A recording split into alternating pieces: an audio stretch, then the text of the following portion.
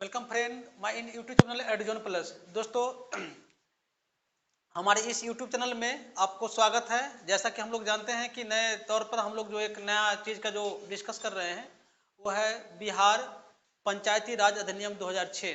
और इसके video series में हमने लास्ट क्लास में देखा था कि कोई भी व्यक्ति बिहार पंचायती राज अधिनियम 2006 के प्रावधान के अनुसार बिहार में कहीं पर मुखिया बनना चाहता है तो मुखिया कैसे बनेंगे वो, और जब मुखिया बन जाते हैं तो उनका क्या क्या पावर होगा। जब इतना के बाद एक उसके बाद का जो टॉपिक आज हम लोग डिस्कस करने वाले हैं वो टॉपिक है कि कोई व्यक्ति मुखिया बन जाता है और मान लीजिए कि मुखिया बनने के बाद उनके गांव के जो जनता है यानी कि उनके पंचायत के जो जनता है, यदि वो गलती से उनको वोट कर दिए और फिर वो काम करते हैं, उनके काम से संतुष्ट लोग वहां पर नहीं होता है, तो उनको मुखिया के पद से कैसे हटाया जा सकता है।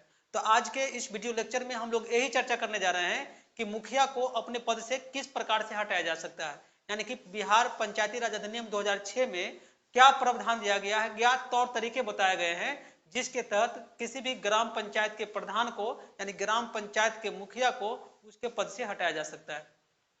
तो दोस्तों, सबसे पहले हमें समझना यह होगा कि किसी मुखिया को ग्राम पंचायत यानी कि किसी ग्राम पंचायत के मुखिया को पद से हटाने के लिए हमें कई चीजों को ध्यान में रखना होगा। सबसे पहले तो ग्राम पंचायत के मुखिया को पद से हटाने का जो पहला तरीका है यह है कि यदि किसी ग्राम पंचायत का प्रधान यानी किसी ग्राम पंचायत के मुखिया का यदि डेथ हो जाता है, यदि किसी ग्राम पंचायत के मुखिया का डेथ हो जाता है तो वैसे परिस्थिति में उसका पद स्वतः खाली हो जाएगा। यानी कि पहला तरीका है कि ग्राम पंचायत के मुखिया किसी भी ग्राम पंचायत के मुखिया का डेथ हो जाता है तो वैसे परिस्थिति में यानी कि उनका देहांत हो जाता है, मृत्यु हो जाता है, तो वह पद खुद से खाली हो जाएगा। और यदि देहांत माने कि पंचायत के कार्यकाल खत्म होने से 6 महीना पहले होता है, यदि देहांत पंचायत के कार्यकाल खत्म होने से 6 महीना पहले होता है तो ऐसे स्थिति में वहां पर पुनः पंचायत का चुनाव नहीं कराया जाएगा। यदि पहले माने काफी पहले होता है, मान लीजिए कि मुखिया का चुनाव हुआ, वो 2-3 साल तक मुखिया रहे, उनका डेथ हो गया, तो ऐसी स्थिति में फिर से चुनाव कराकर फिर मुखिया का चुनाव कराया जा सकता है और फिर से वहां पर मुखिया को निर्वाचित किया जा सकता है। लेकिन पंचायत का कार्यकाल खत्म होने के 6 महीना पहले यदि किसी मुखिया का देहांत होता है तो ऐसी परिस्थिति में इस कानून में प्रावधान यह है कि फिर से पंचायत का चुनाव यानी कि मुखिया का चुनाव नहीं कराया जा सकता है। दूसरा तरीका है, पहला तो हो गया डेथ हो जाएगा तो मुखिया का पद खाली हो जाएगा और ऐसी स्थिति में मुखिया यानी कि मुखिया के लिए फिर से चुनाव होगा।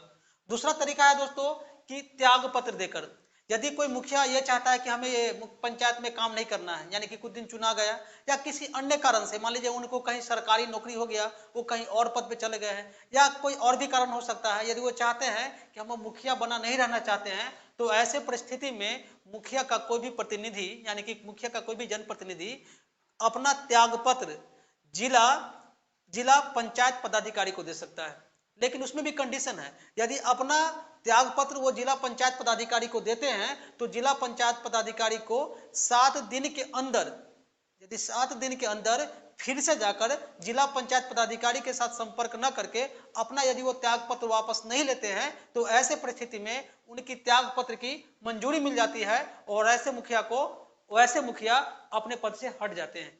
यानी कि यदि कोई मुखिया त्याग पत्र देते भी हैं तो 7 दिन के अंदर जाकर फिर जिला पंचायत पदाधिकारी से वापस ले सकते हैं। यदि वापस ले लेते हैं तो उनकी मुखिया का पद बना रहेगा, नहीं लेते हैं तो वैसी स्थिति में अपना त्याग पत्र के माध्यम से उनको पद से हटा दिया जा सकता है। तो दूसरा तरीका मैंने आपको बताया कि पहला तरीका यह है कि कोई मुखिया अपने पद से हटता है तो हटने का पहला तरीका उनका यह है कि उनकी देहांत हो जाएगा तो उनका पद खाली हो जाएगा। दूसरा तरीका है कि त्याग पत्र के माध्यम से मुखिया का पद खाली हो सकता है। जो तीसरा तरीका है दोस्तों वो है मुखिया को अपने पावर का मिसयूज करना। यानी कि मुखिया यदि कोई व्यक्ति निर्वाचित हो जाता है और संवैधानिक तौर तरीके से यानी कि पंचायती राज अधिनियम 2006 के जो प्रावधान है उसके तहत यदि वो काम नहीं करता है और अपने पावर का दुरुपयोग करता है, करप्शन फैलाता है या कोई अन्य ऐसा काम करता है जो गैर संवैधानिक हो, तो ऐसे परिस्थिति में भी मुखिया को पद से हटाया जा सकता है। अब इसको हटाने के लिए इसका पावर कमिश्नर को होता है। कमिश्नर, जैसे हम लोग जानते हैं कि बिहार में कमिश्नरी माने कि 9 कमिश्नरी है। कमिश्नरी का मतलब प्रमंडल, तो जिस प्रमंडल में वो पंचायत पड़ेगा जिस प्रमंडल के परिक्षेत्र में यानी जिस परिमंडल के क्षेत्र में, प्रादेशिक क्षेत्र में वो पंचायत पड़ेगा, उसके जो आयुक्त होंगे यानी कि कमिश्नर होंगे, उनको ये पावर दिया गया है कि वैसे मुखिया को यानी कि यदि उस मुखिया के माने के खिलाफ में कोई संज्ञान यदि कमिश्नर साहब को जाता है तो कमिश्नर साहब उनके खिलाफ जांच पड़ताल करेंगे और जांच पड़ताल करने पर दोषी पाए जाने पर मुखिया को बुलाया जाता है पहले कमिश्नर के द्वारा, फिर उसकी जांच पड़ताल की जाती है, मुखिया से पूछताछ की जाती है। यदि मुखिया दोषी पाया जाता है तो वैसे स्थिति में मुखिया को बर्खास्त किया जा सकता है यानी कि पद से हटाया जा सकता है। यानी कि पद से हटाने का तीसरा तरीका जो है माने कि अपने शक्ति के दुरुपयोग करना। यदि कोई भी मुखिया अपने शक्ति का दुरुपयोग करता है, संवैधानिक तौर तरीके से काम नहीं करता है, कानूनी तौर तरीके से काम नहीं करता है, तो ऐसे परिस्थिति में जो उस प्रमंडल यानी कि जो पंचायत जिस प्रमंडल में पड़ता है उस प्रमंडल के जो कमिश्नर होंगे वो कमिश्नर उनको पद से हटा सकता है, या पहले हटाने डायरेक्ट नहीं हटा सकता है, उसके लिए पहले मुखिया को बुलाया जाता है, उनकी संज्ञान ली जाती है, उसकी जांच पड़ताल की जाती है। यदि जांच पड़ताल में दोषी पाया जाता है मुखिया तो वैसे परिस्थिति में मुखिया को पद से हटाया जाता है। लेकिन उसमें कंडीशन ये दे दिया गया है कि यदि मुखिया लगता है कि हमारे साथ कोई यानी कि कोई गलत हुआ है, हमारे यानी कि हमारे साथ जस्टिस नहीं हुआ, न्याय नहीं हुआ है, तो ऐसे परिस्थिति में उसमें एक प्रावधान यह दिया गया है कि वह मुखिया अपना अपील कर सकता है। जैसे कि हम लोग जानते हैं कि यदि लोअर कोर्ट में कोई केस होता है, यदि जो दोषी व्यक्ति वहां के फैसला से संतुष्ट नहीं होता है, हाईकोर्ट में अपील करता है, हाईकोर्ट में भी संतुष्ट नहीं होता है तो सुप्रीम कोर्ट में अपील करता है। उसी प्रकार से यदि कमिश्नर के फैसले से यदि मुखिया संतुष्ट नहीं हो पाता है तो ऐसे परिस्थिति में वह मुखिया अपना अपील कर सकता है। वो अपील करेगा वो राजस्व परिषद में। राजस्व परिषद का मतलब होता है जो राजस्व परिषद होता है यानी कि जहां पर टैक्सेशन का जो काउंसिल बना होता है, टैक्सेशन का काउंसिल, वहां पर जाकर वो अपील कर सकता है। वो राज्य में भी हो सकता है या कमिश्नरी में भी उसका ऑफिस हो सकता है, वहां पर जाकर अपना वो लेटर डालकर अपना बचाव के लिए अपना प्रस्ताव रख सकता है। यदि वहां पर यदि वो गिल्टी नहीं पाया गया यानी कि दोषी नहीं पाया गया, यदि वहां पर वो निर्दोष साबित हो जाता है तब उसको मुखिया पद से नहीं हटाया जाएगा। अदरवाइज वो दोषी पाया जाता है उस स्थिति में तो उनको मुखिया पद से हटा दिया जा सकता है। तो मुखिया को हटाने का तीसरा तरीका मैं बताया आपको कि वो तरीका जब संवैधानिक पदों का दुरुपयोग करता है, संवैधानिक तौर तरीके से कानून नहीं करता है, किसी गैर कानूनी कामों में संलिप्त रहता है, तो ऐसे मुखिया को भी पद से हटाया जा सकता है। उसका पावर कमिश्नर को होता है। किस कमिश्नर को? तो जिस कमिश्नरी में, जिस प्रमंडल में वो पंचायत होगा उसके कमिश्नर को यह पावर दिया गया है। जो चौथा तरीका है दोस्तों जो मुखिया को हटाने का, वो है अविश्वास के माध्यम से।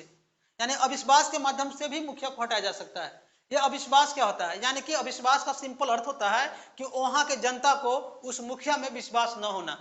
यानी कि वहां के जनता, जिस जनता ने उस मुखिया को चुना है, यदि वो जनता कुछ दिन बाद में जाकर ऐसा करने लगता है कि भाई ये मुखिया हमारा काम नहीं कर रहा है, ये सही ढंग से काम नहीं कर रहा है, अपने मन से मनमानी कर रहा है, मेरे माने कि अपने शक्ति का दुरुपयोग कर रहा है, या उसको और भी कोई वहां की जनता कोई और भी शंका लगे, तो ऐसे परिस्थिति में मुखिया को अविश्वास के माध्यम से लोग वहां के जो सभा है यानी कि ग्राम सभा है वो अविश्वास के माध्यम से हटा सकता है। लेकिन इसके लिए कंडीशन है, ये सामान्य तरीका नहीं, आसान तरीका नहीं है कि कोई व्यक्ति कहेगा मुखिया को हट जाओ पद से, ऐसा नहीं कह सकता है। उसके लिए बहुत सारे रूल रेगुलेशन बने हुए हैं। सबसे पहले कोई व्यक्ति चाहता है या चाहे वहां के गांव के लोग यानी ग्राम सभा के लोग यानी कुछ पंचायत के लोग यदि मुखिया के कामों से असंतुष्ट है और यदि उसको हटाना चाहते हैं तो ऐसे परिस्थिति में जो पूरे पंचायत का जितना वोटर्स हैं उस वोटर्स का लगभग 20% लोग, सपोज कीजिए कि किसी पंचायत में 10,000 वोटर, 8,000 वोटर है, तो 8,000 का 20% यानी कि 8,000 का 20% जो लोग हो गए लगभग 1,600 लोग एक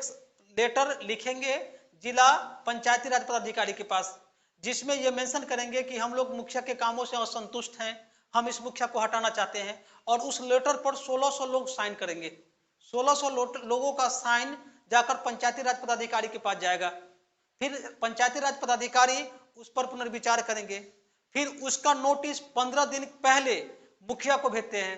फिर उस मुखिया को 15 दिन पहले नोटिस भेजा जाता है।